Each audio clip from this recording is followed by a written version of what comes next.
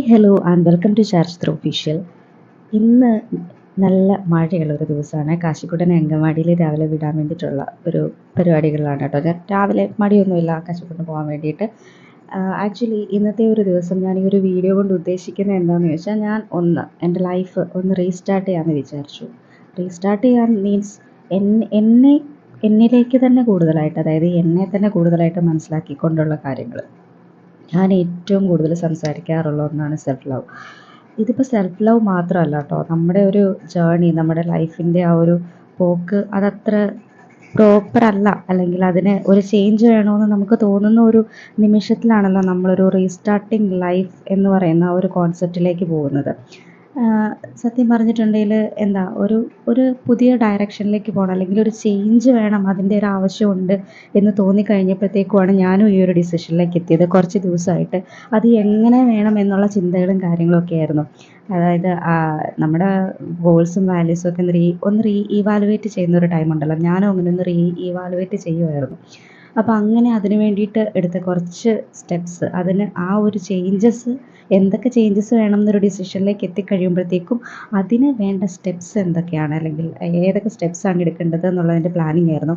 അപ്പം ആ ഒരു പ്ലാനിങ്ങിൻ്റെ ഫസ്റ്റ് സ്റ്റെപ്പ് എന്ന വിധത്തിൽ ഞാൻ ആദ്യം തന്നെ ചെയ്തതെന്ന് പറഞ്ഞാൽ, പെട്ടെന്നൊരു ഒരു ഡിസൈഡ് ചേഞ്ച് വേണം, അല്ലെങ്കിൽ ആ ഒരു ഡിസൈഡ് ചേഞ്ച് ഐഡൻറ്റിഫൈ ചെയ്തിട്ടുണ്ട് ഞാൻ, എന്ത് ചേഞ്ചാണ് വരുത്തേണ്ടത് എന്നുള്ളത്.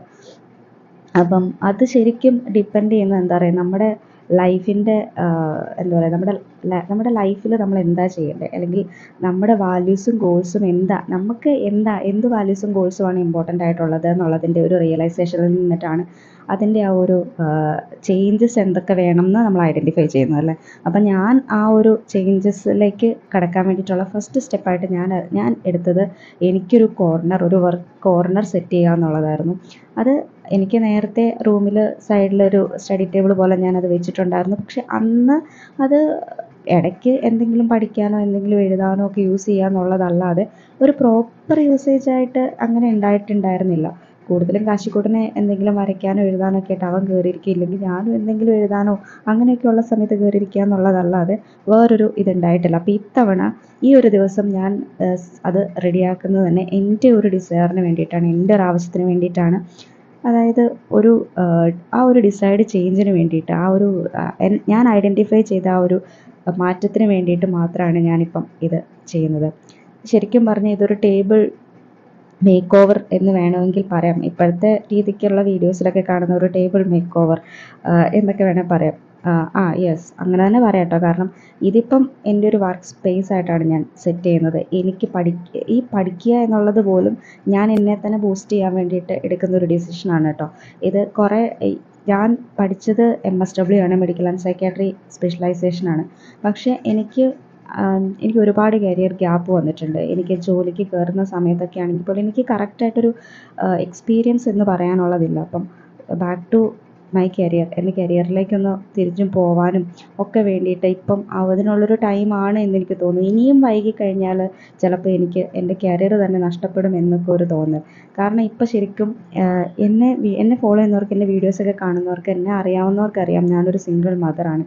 അപ്പം ആ ഒരു കാര്യം കൊണ്ട് തന്നെ ഇനിയെങ്കിലും മുന്നോട്ട് പോയില്ല എന്നുണ്ടെങ്കിൽ എനിക്ക് എന്നെ തന്നെ നഷ്ടപ്പെടും എന്നുള്ള ആ ഒരു റിയലൈസേഷൻ എനിക്കിപ്പോൾ വന്നിട്ടുണ്ട് കുറച്ച് നാളുകളായിട്ട്. എങ്ങനെ റീസ്റ്റാർട്ട് ചെയ്യണം എന്ന് ഞാൻ ചിന്തിച്ച് ഭ്രാന്ത് പിടിച്ചിരിക്കുകയായിരുന്നു. ഫൈനലി ഞാൻ അതിനുള്ള ആ ഒരു എങ്ങനെ റീസ്റ്റാർട്ട് ചെയ്യണം എന്നുള്ള ആ ഒരു ഡിസിഷനിലേക്ക് എത്തിയിട്ടുണ്ട്. അത് ഞാൻ പ്ലാൻ ചെയ്തിട്ടുണ്ട്. അതിൻ്റെ പ്ലാനിങ്ങിൻ്റെ ഫസ്റ്റ് എക്സിക്യൂഷനാണ് ഇപ്പം നമ്മളീ കണ്ടുകൊണ്ടിരിക്കുന്നത്. ഞാൻ അധിക സാധനങ്ങളൊന്നും വലിച്ചുവാരി ടേബിളിൽ വെക്കുന്നില്ല കേട്ടോ. എനിക്ക് ബേസിക്കലി വേണ്ടതായിട്ടുള്ള കുറച്ച് പെൻസ്, കുറച്ച് പശ, എനിക്ക് അത്യാവശ്യം ഇതിവിടെ ഇരുന്നോട്ടെ എന്ന് തോന്നുന്ന, എനിക്ക് അത്യാവശ്യം പെട്ടെന്ന് എടുക്കാൻ ആവശ്യമുള്ള കാര്യങ്ങൾ മാത്രം. കുറച്ച് സ്റ്റിക്കി നോട്ട്സ് അല്ലാതെ, അത് ശരിക്കും ഈ ഷോർട്ട് നോട്ട്സ് പോലെ എഴുതാനുള്ള, എനിക്ക് പണ്ട് ഈ മറ്റേ കൃഷ്ണ തുളസി കഫ് സിറപ്പിൻ്റെ ഒരു ലേബിളൊക്കെയുള്ള ഒരു ബുക്ക് ഉണ്ടായിരുന്നു. അപ്പോൾ അതിൻ്റെ അകത്തുനിന്ന് കിട്ടിയ ചെറിയ ഒരു പേപ്പേഴ്സാണത്. ഞാനത് അവിടെ എടുത്ത് വെച്ചിട്ടുണ്ട്. പിന്നെ മൈഗ്രെയിൻ വന്നു കഴിഞ്ഞപ്പോഴത്തേക്ക് കിട്ടിയ കണ്ണാടിയാണ് കേട്ടോ. അപ്പോൾ അത് സ്പെക്സാണ്. അപ്പോൾ അതും ഞാനവിടെ വെച്ചിട്ടുണ്ട്. ലെൻസ് കാർട്ടിൻ്റെ ഗ്ലാസ്സാണ്, അതും അവിടെ ഞാൻ വെക്കുന്നുണ്ട്. ഇതൊക്കെ എനിക്ക് പെട്ടെന്ന് എടുക്കേണ്ടതാണല്ലോ, അപ്പോൾ അതുകൊണ്ട് അങ്ങനെയുള്ള കാര്യങ്ങൾ. പിന്നെ ആ 2 ബോക്സസ് എന്ന് പറഞ്ഞാൽ, ഒന്ന് ഈ പറയുന്ന പോലെ ഒരു ഹെഡ്സെറ്റാണ്. ഇപ്പം ഈവൻ എന്തെങ്കിലുമൊക്കെ പഠിക്കണമെന്നുണ്ടെങ്കിൽ കാശിക്കുട്ടൻ ഉറങ്ങുന്ന ടൈമിൽ ഈ വീഡിയോസ് കണ്ട് പഠിക്കാനോ അല്ലെങ്കിൽ എന്തെങ്കിലും വീഡിയോസ് കാണണമെങ്കിലോ അങ്ങനെയൊക്കെ അതിന് വേണ്ടിയിട്ട്, ഇല്ലെങ്കിൽ ഈവൻ ഒന്നൊരു പാട്ടൊക്കെ കേട്ട് റിലാക്സ് ചെയ്യാനോ ഒക്കെ വേണ്ടിയിട്ട്. എനിക്ക് പാട്ട് ഒരുപാട് ഇഷ്ടമാണ്. ഞാൻ ഏറ്റവും കൂടുതൽ എനിക്ക് മെലഡി സോങ്സാണ് കേട്ടോ ഇഷ്ടം.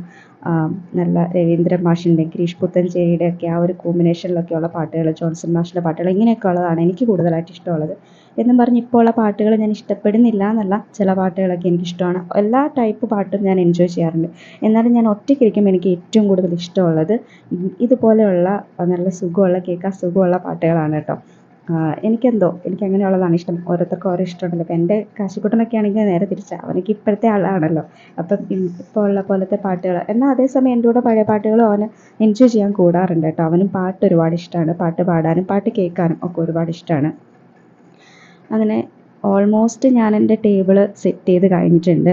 എനിക്ക് ഇങ്ങനെ പണ്ടൊക്കെ ഞാൻ ഒരുപാട് ആഗ്രഹിച്ചിട്ടുണ്ടായിരുന്നു ഇങ്ങനെയൊക്കെ ഒരു റൂം, അങ്ങനെ ഒരു സ്റ്റഡി ഏരിയ അങ്ങനെയൊക്കെ. പക്ഷെ അന്നൊക്കെ എന്ന് പറഞ്ഞാൽ സ്റ്റഡി ഏരിയ ഒക്കെ കിട്ടിയിട്ടുണ്ട്. പക്ഷെ എന്നാലും നമ്മൾ ഈ പറയുന്ന പോലെ നമ്മുടെ ആ ഒരു ആഗ്രഹത്തിനനുസരിച്ചിട്ട് അങ്ങനെയുള്ള രീതിക്കല്ല എന്നും പറഞ്ഞിട്ട് നമ്മളതിൽ സാറ്റിസ്ഫൈഡ് അല്ല എന്നും അർത്ഥമല്ല കേട്ടോ.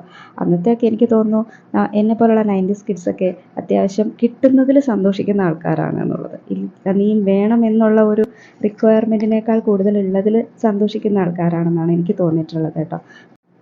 ഫൈനലി എൻ്റെ ഫസ്റ്റ് സ്റ്റെപ്പ് കംപ്ലീറ്റ് ആയിട്ടുണ്ട്. I M so happy.